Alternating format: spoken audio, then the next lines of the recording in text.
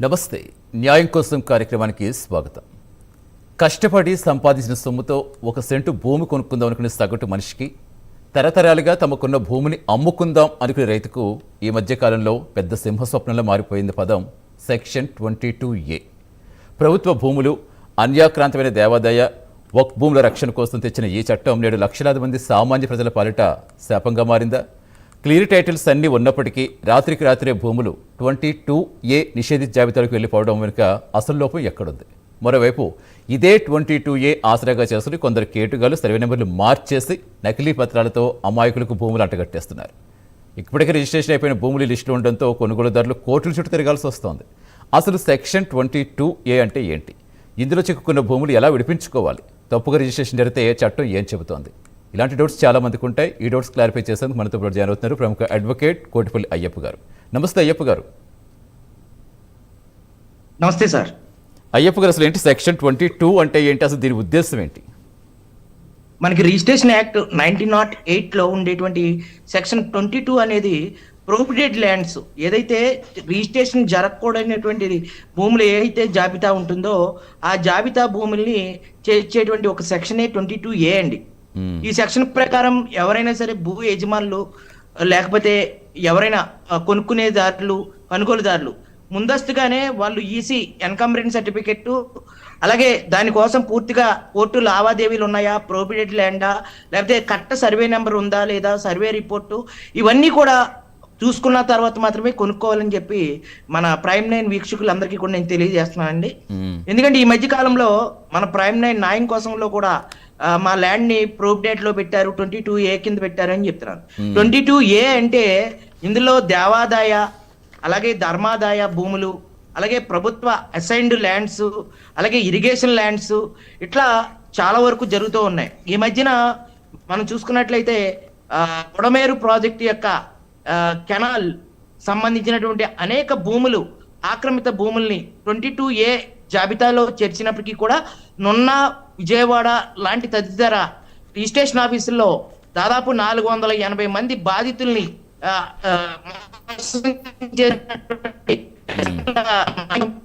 చెప్పడం జరిగింది. అయ్యప్ప గారు,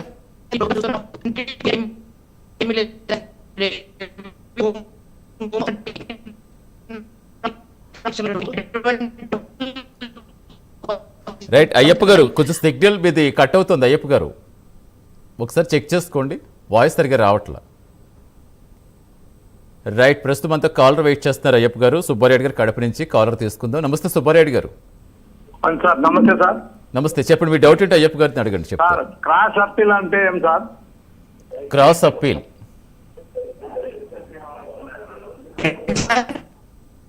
సార్, క్రాస్ అప్పీల్ అనగా మేము హైకోర్టుకు వెళ్ళడం లేట్ అయింది, లాయర్ నోటీస్గా క్రాస్ అప్పీల్ చేసుకోమంటున్నారు. మీరు టీవీ చూస్తూ మాట సుబ్బారెడ్డి గారు ఎటుకు ఫోన్లో మాట్లాడి టీవీ వాల్యూమ్ మ్యూట్లో పెట్టండి, సౌండ్ తగ్గించండి లేకపోతే క్లియర్గా. నేను సౌండ్ పెట్టలేదు సార్. సుబ్బారెడ్డి గారు, ఏదైనా సరే మీరు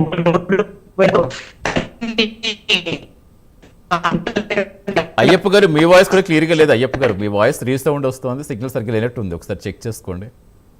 అదే డైరెక్ట్గా ఫోన్లో మాట్లాడలేదు అయ్యప్ప గారు. ఒకసారి క్రాస్ అప్పీల్ అంటే ఏంటో వాళ్ళకి క్లారిఫికేషన్ ఇవ్వండి. కోర్టులు ఏదైనా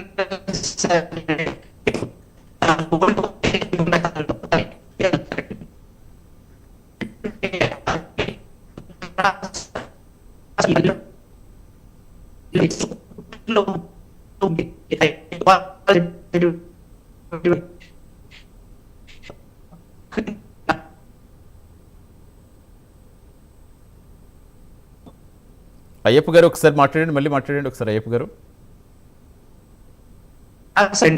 దిగువ న్యాయస్థానం సెషన్ లో అక్కడ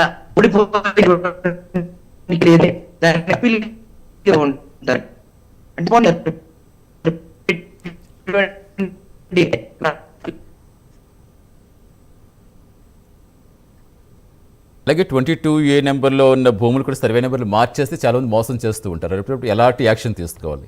అయ్యప్ప గారు దాని గురించి కూడా మాట్లాడుకుని అంతకంటే ముందు కాలర్ వెయిట్ చేస్తున్నారు. లోకనాథం గారు చిత్తూరు నుంచి. నమస్తే లోకనాథం గారు.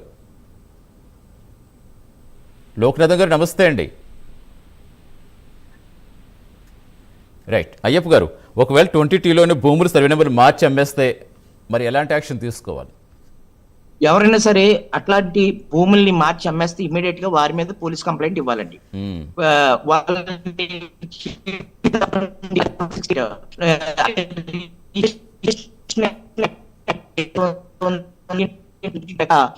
వాళ్ళని సబ్ ఏ రిజిస్ట్రేషన్ సర్వే నెంబర్లు రిజిస్ట్రేషన్లు జరిగాయో వాటి మీద ఫిర్యాదు చేయాలి. అక్కడ చనిపోతే జిల్లా రిజిస్టర్ గారికి కంప్లైంట్ ఇవ్వాలి. పోలీసు వారు ఒక కేసు నమోదు చేయకపోతే ఇమ్మీడియట్ గా ఎస్పీ గారికి, డిఎస్పీ గారికి, అలాగే కన్సర్న్స్ పోలీస్ స్టేషన్ కి ఇచ్చిన కంప్లైంట్ మీద కేసు అనేది కోర్టులో ఏం చేశారో ఆ భూముల్ని గారి కార్యాలయం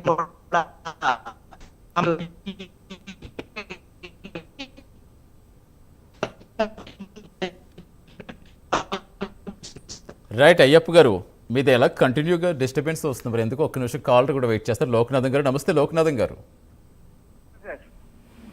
అడగండి, మీ సమస్య ఏంటి అడగండి, అయ్యప్ప గారు చెప్తారు. సార్ నాది పుత్తూరులో రోడ్ పక్కన 1 ఎకరా 86 సెంట్లు సార్. ఓకే అండి. 1 ఎకరా 86 సెంట్లు రోడ్డు కానుకొని బైపాస్ అనుకొని అది 1 సెంటు బైపాస్ పోయింది. అది 1 ఎకరా 86 సెంట్లు బైపాస్ పూడ్చింది అనేసి రిజిస్ట్రేషన్ పోతే వాళ్ళు రోడ్డుకు పూడ్చింది మొత్తం అని అంటారు సార్. 1 సెంటులో పోయింది 1 ఎకరా 86 సెంట్లో. ఓకే అండి. అది ఎక్స్పీరియన్స్ సార్. ఇప్పుడు మీకు ఏ ఆర్ఎన్బి రోడ్డా, National Highway Authority of India జరిగిందో దానికి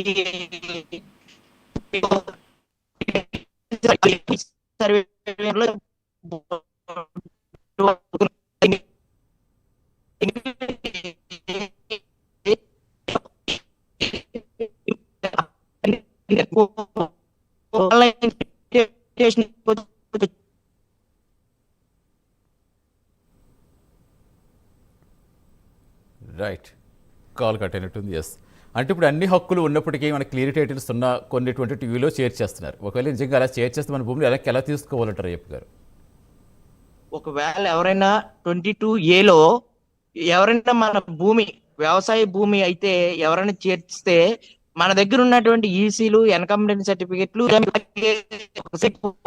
మీరు సర్వేర్ గారిని ఆశ్రయించి survey report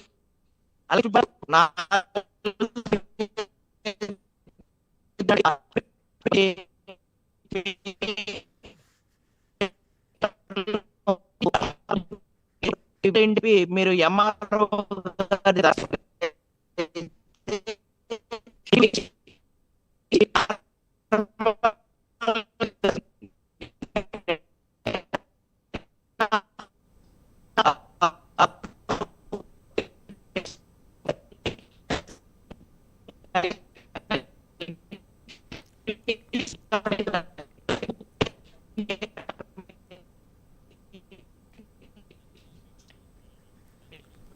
right. Next call wait చేస్తారు శాంతారావు గారు శ్రీకాకుళం నుంచి. నమస్తే శాంతారావు గారు. నమస్తే సార్. నమస్తే, మీ సమస్య ఏంటి అడగండి అయ్యప్ప గారు. సమస్య అంటే మా నాన్నగారు ఇంచుమించుగా 1974 కొన్నారండి భూమి. అది 74 కొంటే మేము దానికి కొంతకాలం బస్సులు కూడా దాని మీద కట్టాము. ఓకే అండి. ఆ కట్టిన తర్వాత ఏంటంటే ప్రస్తుతానికి మన సర్వే అయింది కదండి, మన రీసర్వే అయింది కదా. అంటే 22 ఏకర్ ఉందని వాళ్ళు చెప్తారండి. ఓకే. ఇప్పుడు ఏదైతే మన రాష్ట్ర ప్రభుత్వం చంద్రబాబు నాయుడు గారు ఈ 22A చేర్చినటువంటి ప్రతి భూమిని కూడా తిరిగి వాళ్ళకి ఎవరు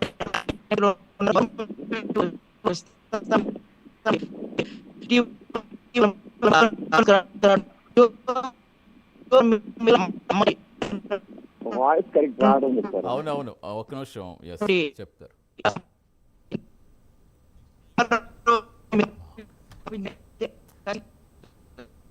అయ్యప్ప గారు మీది చాలా వాయిస్ బ్రేక్ అయిపోతుందండి. స్టార్టింగ్ కరెక్ట్గా వస్తుంది, మధ్య మధ్యలో బ్రేక్ అయిపోతుంది. మరి సిగ్నల్ ఏమైనా కొంచెం వీక్ ఉన్నట్టుంది, అది అర్థం కావట్లేదు. సొల్యూషన్ ఏంటో అర్థం కావట్లేదు.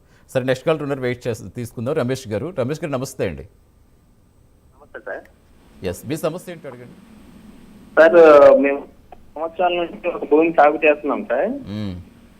అయితే Okay. దానికి డాక్యుమెంట్స్ పొందాలనేది ఒక ఎక్స్ప్లెనేషన్ కావాలి సార్. అయితే 22A మా పొలాలు కూడా ఉన్నాయేమో అని మాకు డౌట్ గా ఉంటుంది సార్. దాన్ని ఎక్కడి నుంచి మేము సాల్వ్ చేసుకోవచ్చు సార్ అది? మీ సర్వే నెంబర్ మీద ఎన్కంబరెన్స్ సర్టిఫికేట్ ఈసీ తీసుకోండి.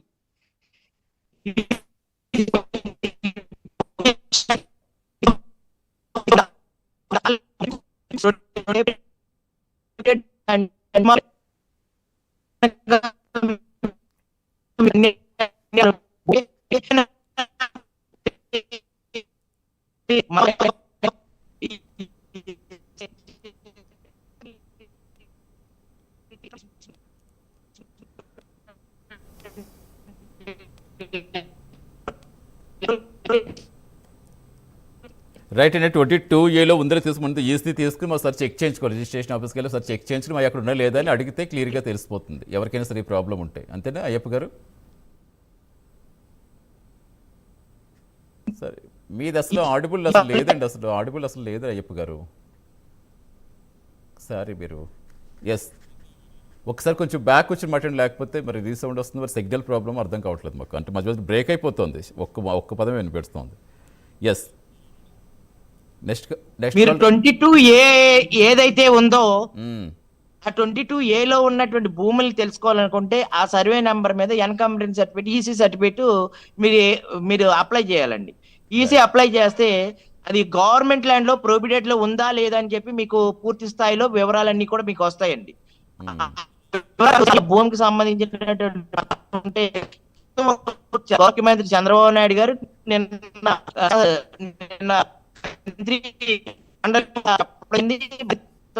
అయితే ఉన్నాయో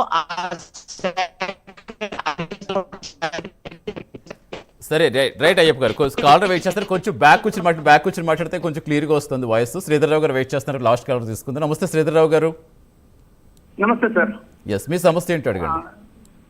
సార్ మాది కూడా సేమ్ అండి, 22A ఉంది మాది. యాక్చువల్లీ మాది 1961 మాకు పట్టా ఇచ్చారు సార్. అది 1961 నుంచి మేమే సాగులో ఉన్నాము.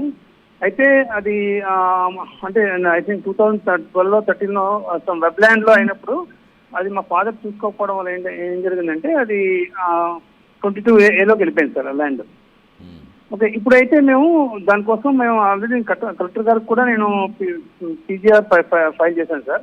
ప్రాబ్లం ఏంటంటే సార్, ఎంఆర్ఓ గారు ఏమంటున్నారంటే 22A అప్పుడు ఈ మధ్య తెలుగుదేశం గవర్నమెంట్ కూడా చాలాసార్లు టీవీలో కూడా ఇస్తున్నారు, ఎవరైతే లాస్ట్ 10 years 20 years నుంచి అసైన్ ల్యాండ్ లో ఉన్నారో వాళ్ళందరికీ కూడా అంటే రెగ్యులేట్ చేయమని చెప్తున్నారు. బట్ వాళ్ళు ఏమంటున్నారంటే సార్, వాళ్ళకి ఒక జీవో ఉందట సార్. అదేంటంటే ఆ జీవో ప్రకారం యాజ్ పర్ 1954 కన్నా ముందు ఎవరికైతే అసైన్ చేశారో అదే చేయడానికి వీళ్ళ దగ్గర రైట్స్ ఉన్నాయి సార్. ఆ జీవో అమెండ్మెంట్ అవుతే మీకు కూడా మేము చేయగలము అని రెస్పెక్ట్ ఎంఆర్ఓ గారు అన్నారు సార్ నాకు. ఇప్పుడు ఎవరైతే ఇప్పుడు మేము 1961 నుంచి మేమే ఉన్నాం సార్. మాది పట్టా బుక్ ఉంది, అంటే దాని ఏమంటారు అప్పుడు బై రిటర్న్ రాసిన పట్టా బుక్ ఉంటుందా సార్, పాతకాలం పట్టా బుక్. అట్లాంటి పట్టా బుక్ మా ఫాదర్ పేరు మీద ఉంది. అప్పుడు ఎంఆర్ఓ గారు ఇష్యూ చేసిన పట్టా బుక్ అది. సో ఇప్పుడు ఏమంటున్నారంటే ఆ జీవో అమెండ్మెంట్ చేయాలి అంటున్నారు సార్. జీవో ఏమో 1954 ఉంది. నా రిక్వెస్ట్ ఏంటంటే, చాలా మంది బాధితులు ఉన్నారు కానీ యాజ్ పర్ ఎంఆర్ఓ గారు కూడా నాకు జీవో చూపించారు. ఆ జీవోలో 1954 కన్నా బిఫోర్ అయినవి మేము చేయగలము, అదర్వైజ్ మేము చేయలేము అని అంటున్నారు సార్. కాదండి, లాస్ట్ గవర్నమెంట్ 2019 నుంచి కొంచెం బ్యాక్ వచ్చి అయ్యప్ప గారు.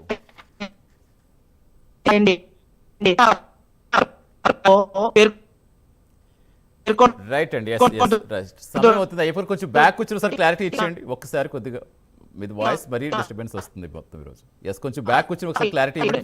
ఫైనల్ వర్డ్స్ చెప్పండి, టైం అవుతుంది. ఇప్పుడండి ఓకే, చెప్పండి.